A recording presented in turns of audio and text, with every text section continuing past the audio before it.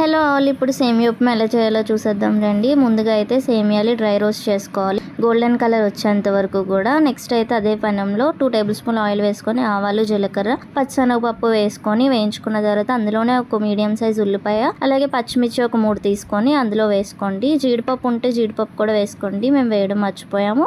ఉల్లిపాయలు, పచ్చిమిరపకాయ, తర్వాత అల్లం కూడా చిన్న చిన్నగా కట్ చేసి అందులో వేసుకోండి.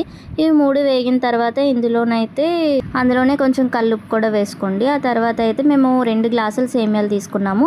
ఒక గ్లాస్ సేమియాలకి గ్లాసున్నర వాటర్ అయితే వేసుకోవాలి.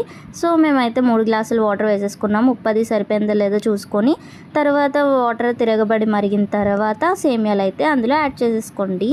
చాలా అంటే చాలా బాగుంటుంది సేమియా ఉప్మా, నాకైతే చాలా ఇష్టం. ఇలా ఇంకొద్ది నిమిషాల్లో సేమియా ఉప్మా అయితే రెడీ అయిపోతుంది. మీరు కూడా ట్రై చేయండి, ఎలా వచ్చిందో కామెంట్ చేసేయండి. ఇంకా మన ఛానల్ ఎవరైతే సబ్స్క్రైబ్ చేసుకోలేదో చేసుకోండి.